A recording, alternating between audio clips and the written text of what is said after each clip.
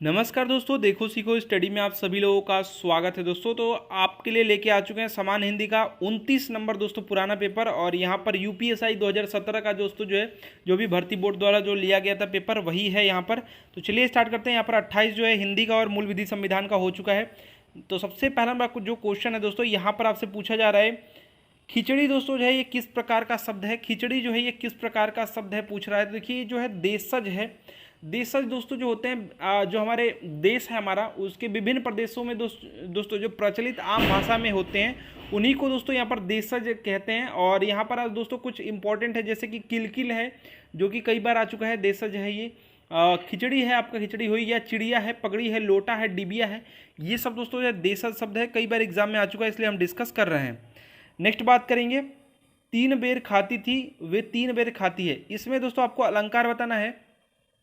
दोस्तों इसमें जो अलंकार हो जाएगा भैया यमक अलंकार हो जाएगा। देखिए यहाँ पर 3 बेर मतलब बैर की बात हो रही है, बेर की बात हो रही है। एक जब मतलब एक मीनिंग निकलेगा और एक मीनिंग निकलेगा 3 बेर मतलब कि टाइम यानी वक्त के बारे में। दोस्तों यहाँ पर राइट आंसर जो हो जाएगा यमक अलंकार, डी यहाँ पर राइट आंसर हो जाएगा। नेक्स्ट बात करेंगे, इनमें से कौन सा जो कि तत्सम शब्द नहीं है। इनमें से कौन सा जो कि तत्सम नहीं है। तत्सम नहीं है मतलब कि संस्कृत वाला नहीं होगा। दधी आप जानते हैं, उष्ट मतलब जाते उठना से रिलेटेड, चक्षु मतलब आँख ही होता है जानते हैं, ये सभी जो है आपके तत्सम है। श्रृंगार ऐसे नहीं लिखा जाता है, तत्सम वाला श्रृंगार कुछ इस प्रकार से लिखा जाता है।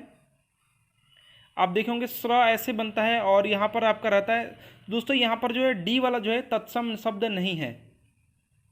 चलिए नेक्स्ट बात करेंगे, निम्न में से किस विकल्प में त्रुटि नहीं है, माने सही वाला जो है उसका बताना है आंसर जो सही है।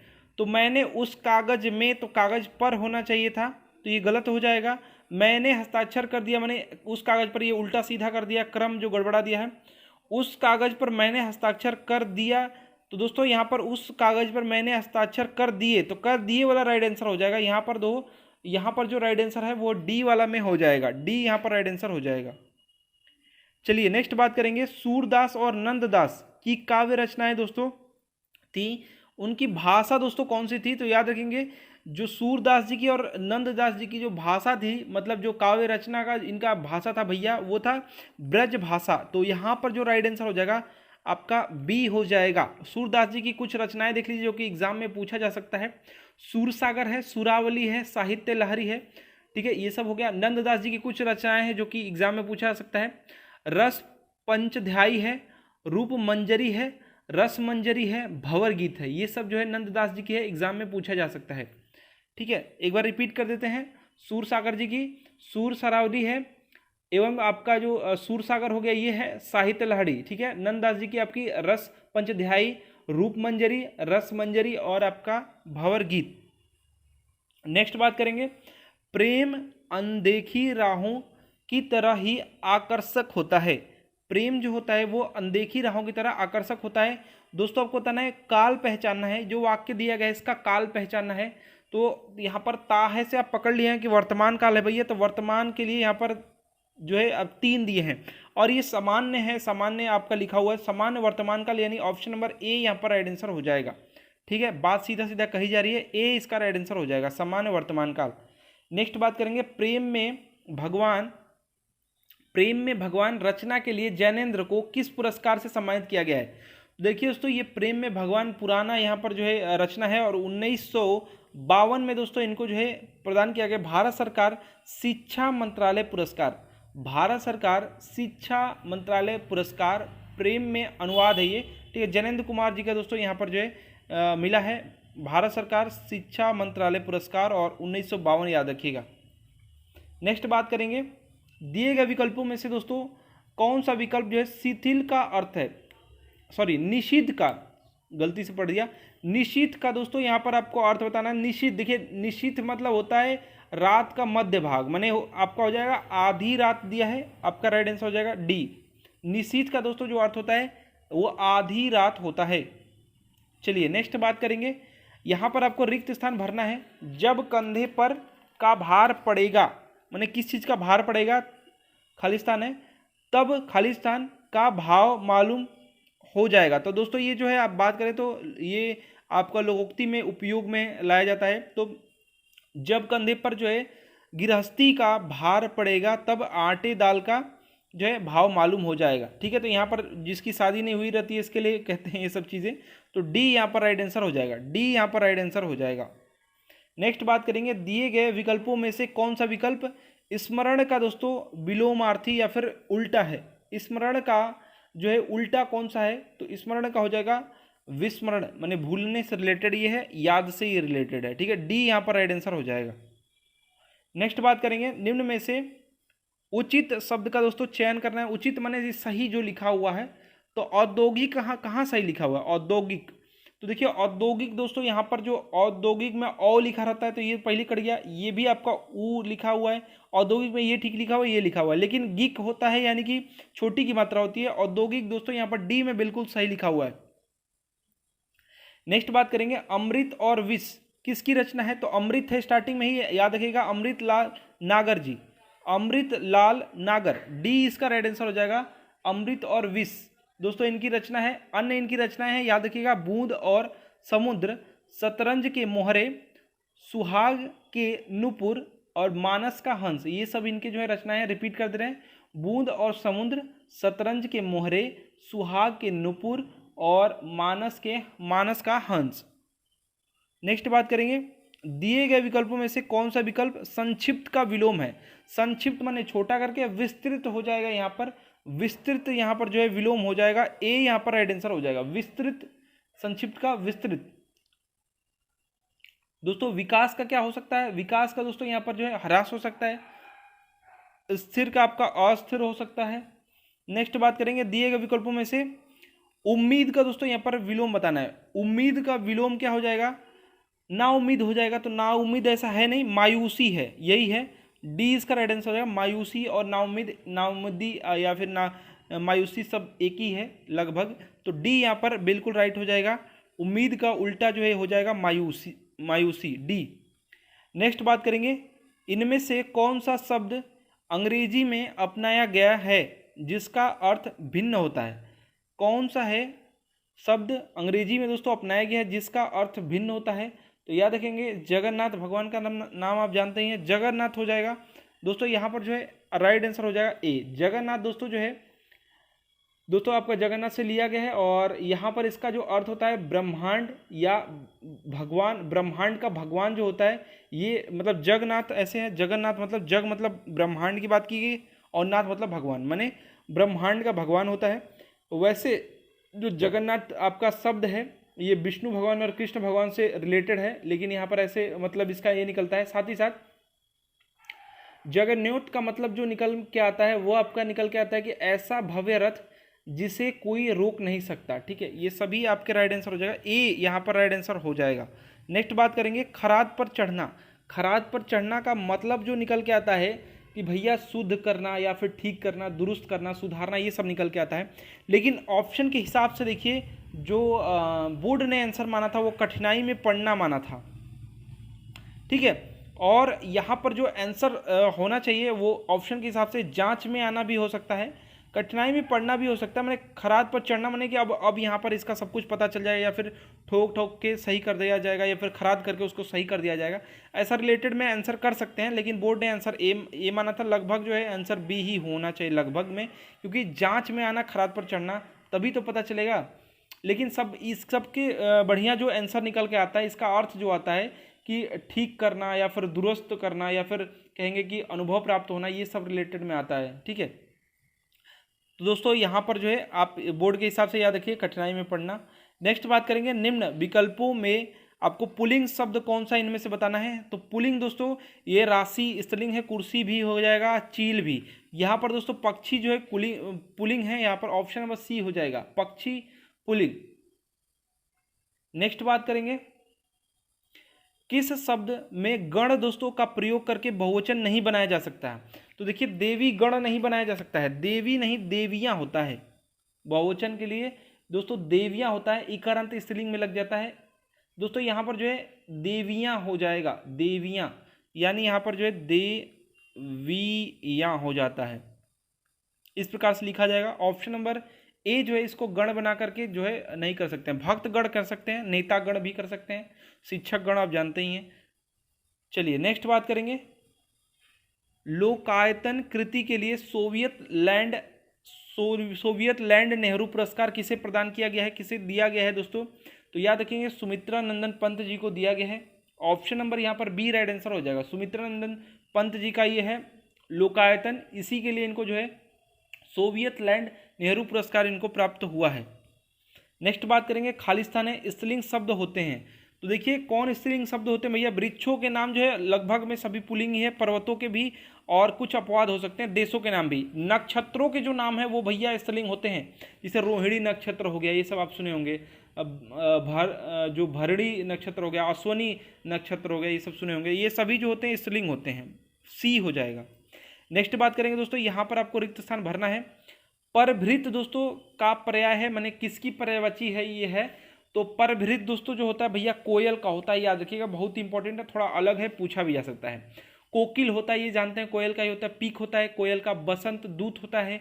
वन प्रिय होता है, ये सब होता है। और परभृत दोस्तों थोड़ा अलग है, तो एग्जाम में आएगा जरूर, कोयल का होता है। नेक्स्ट बात करेंगे, सालों बाद उसका प्रवासी पति लौटा है।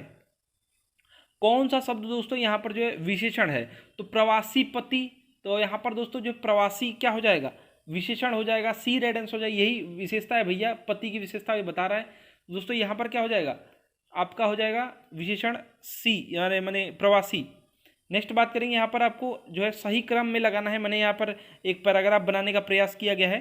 तो रावण तो सिर्फ रावण है, रावण खालिस्तान है, मैंने खालिस्तान है क्या बनाया है ये? दुनिया में इस मैंने अच्छा लंबा यहाँ पर नाम लेना है, रावण, फिर दुनिया में इस नाम का दूसरा कोई व्यक्ति नहीं है।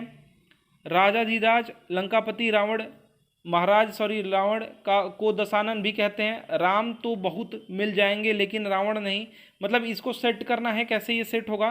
तो दोस्तों देखिए सबसे पहले क्या बात हम रख सकते हैं, देखिए पहले तो बात आना चाहिए इंट्रोडक्शन की। तो इंट्रोडक्शन में किसी चीज़ की स्टार्टिंग करेंगे तो बड़ा ही करेंगे। तो देखिए यहाँ पर जो है जो पहला रख सकते हैं वो बी रखेंगे, और यहाँ पर 1 2 3 में बी है भी, तो बी रखेंगे रावण। पहले थोड़ा सा बोल के रुकते हैं, रावण, दुनिया में इस नाम का दूसरा कोई व्यक्ति नहीं है। तो बी बिल्कुल ही आपका सही बैठ रहा है।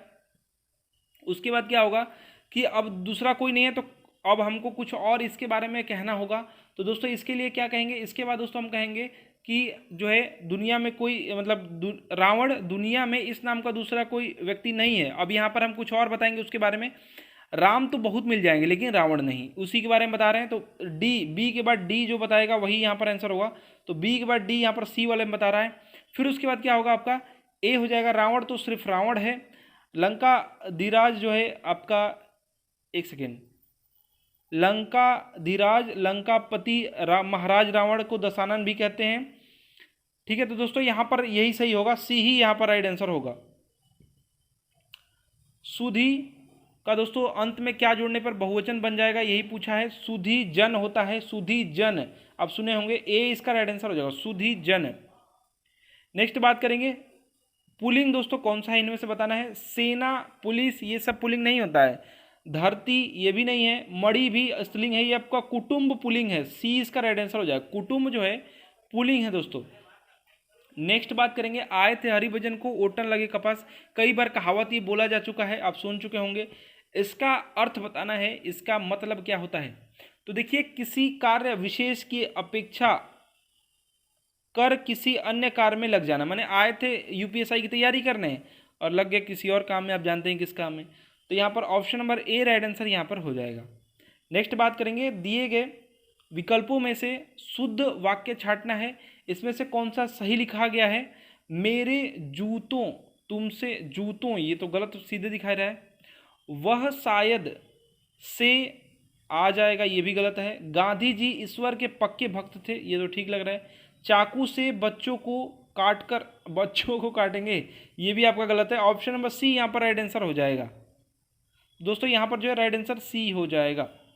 नेक्स्ट बात करेंगे, किसी की या फिर का खालिस्तान है, पाकर उसके प्रति खालिस्तान का भाव प्रकट करना आवश्यक है।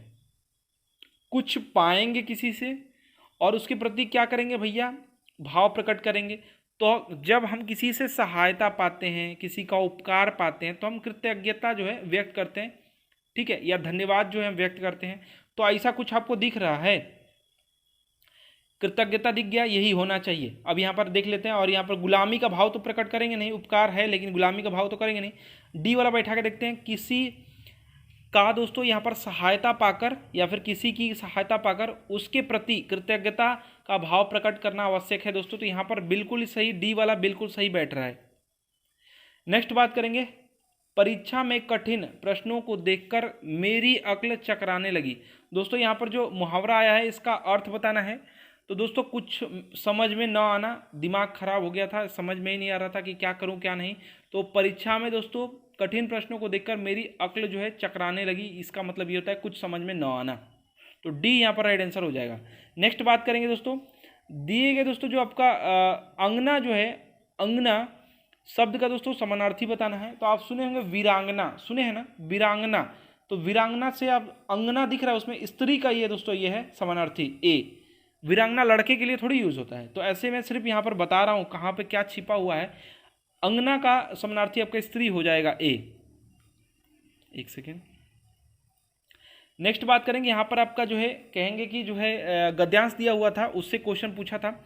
आज संसार में सभी किसी न किसी विडंबना से त्रस्त हैं, और जब लोग त्रस्त हो, पराजित हों या शोकग्रस्त हों, तभी उन्हें जो है हमारी सहानुभूति, सहायता, प्रोत्साहन की ज़रूरत होती है। परेशानी से जूझते जूझते उनका आत्मविश्वास लड़खड़ा जाता है। उस समय उनकी खिल्ली उड़ाने का या उनकी परेशानी में मज़ा लूटने का मोह हमें रोकना चाहिए और उन्हें सहारा देना चाहिए। उनकी हिम्मत, मतलब ये सब पढ़ेंगे तो आपको पता चलेगा।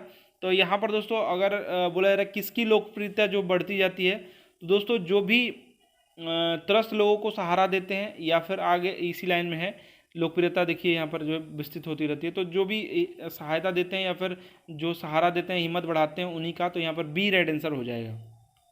नेक्स्ट बात करेंगे, अच्छे संस्कार क्या क्या लक्षण है दोस्तों। तो मतलब इसमें देखेंगे तो दूसरों का मदद जो करता है, तो देखिए दूसरों के बुरे समय में तहे दिल से मदद करना ये अच्छे संस्कार का है। यहाँ पर बी, यहाँ पर भी राइट आंसर हो जाएगा। गद्यांश का दोस्तों जो है उचित शीर्षक क्या हो सकता है। तो देखिए शीर्षक इसमें से क्या हो सकता है भैया, तो गद्यांश का जो शीर्षक निकल के आ सकता है वो आपका व्यवहार के रिलेटेड है। मैंने चीज़ें बात की है कैसे व्यवहार करना चाहिए, ये सब के बारे में। तो आप कह सकते हैं व्यवहार कुशलता, ए यहाँ पर राइट आंसर हो जाएगा। ए यहाँ पर राइट आंसर हो जाएगा। नेक्स्ट बात करेंगे, सब्ज बाग दिखाना, मुहावरे का अर्थ आपको बताना है। सब्ज बाग बनेगी, सब्जियों का बाग थोड़ी होता है, फल का ना होता है। तो यहाँ पर सब्ज बाग मतलब झूठा वायदा करना, डी यहाँ पर राइट आंसर हो जाएगा। नेक्स्ट बात करेंगे, काली घटा का घमंड घटा, कई बार एग्जाम में आ चुका है, तुम रटा रटाया है। तो यहाँ पर आपका अलंकार हो जाएगा, कौन सा अलंकार हो जाएगा, यमक। काली घटा का घमंड घटा, एक घटा मतलब घटना माने कम होना, और एक घटा का मतलब कि बादल होता है। तो दो मतलब निकल गए, यमक अलंकार हो गया, डी यहाँ पर राइट आंसर हो जाएगा।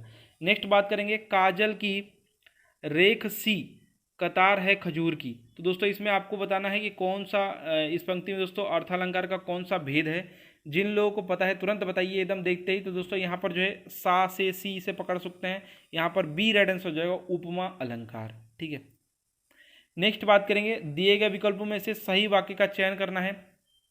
तो पहले हमको तो ये पता रहना चाहिए, कुछ इंपॉर्टेंट चीज़ें आपको यहाँ पर सीखने को मिलेगा। क्या है, तलवार एक उपयोगी फौलाद है। फौलाद उपयोग नहीं होता है तलवार के लिए। तलवार एक उपयोगी अस्त्र है। तलवार एक उपयोगी दोस्तों शस्त्र है। तलवार एक उपयोगी शास्त्र है। शास्त्र माने पढ़ने लिखने से है। अब यहाँ पर अस्त्र और शस्त्र में लड़ाई है। अब समझिएगा तलवार है क्या। देखिए जो पकड़ करके, हाथ में पकड़ करके, साथ में लेकर के जिससे लड़ाई लड़ते हैं उसको कहते हैं भैया शस्त्र।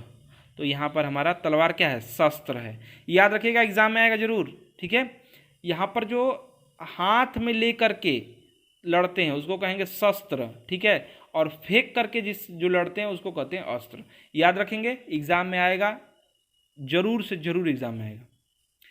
नेक्स्ट बात करेंगे, आपका last question, sorry second last question है, दिए गए विकल्प में से कौन सा विकल्प प्रत्यक्ष शब्द का दोस्तों समानार्थी है। मैंने प्रत्यक्ष का एक ही अर्थ वो भी बताता हो तो साक्षात, साक्षात थे हमारे सामने, प्रत्यक्ष थे, ऐसे नहीं होता है। तो यहाँ पर डी राइट आंसर हो जाएगा। समान अर्थ है दोनों का, साक्षात या फिर प्रत्यक्ष। लास्ट क्वेश्चन आ चुका है, चरण कमल बंदो हरिराई, सुने हैं आप। तो यहाँ पर चरण कमल का दोस्तों क्या अर्थ है, साथ ही साथ जिन लोगों को पता है इसमें कौन सा अलंकार है कमेंट बॉक्स में बताएंगे। ठीक है, तो दोस्तों यहाँ पर जो है चरण कमल का अर्थ क्या है, तो चरण कमल का दोस्तों यहाँ पर जो अर्थ हो जाएगा वो आपका हो जाएगा कमल के फूल जैसे पैर, चरण कमल, ठीक है, कमल के फूल जैसे पैर, यानी डी यहाँ पर राइट आंसर हो जाएगा। दोस्तों अलंकार जरूर जरूर बताइएगा कमेंट बॉक्स में, देखते हैं आप लोग को याद हुआ है कि नहीं, ठीक है। तो दोस्तों देखिए ये आपके 40 क्वेश्चन थे जो कि आपके एग्जाम में पूछे गए थे, प्रीवियस ईयर पेपर में पूछे गए थे। आशा करते हैं दोस्तों कि हमारा प्रयास, हमारा वीडियो पसंद था, वीडियो को प्लीज़ अधिक से अधिक लाइक कीजिए, शेयर कीजिए और अधिक से अधिक जो है मॉक टेस्ट लगाइए, प्रीवियस ईयर पेपर का इंतजार कीजिएगा। आगे हम और भी जो है लेके आएंगे mock test, previous year paper. हमारा वीडियो देखने के लिए आप सभी लोगों का बहुत बहुत धन्यवाद। Like and share.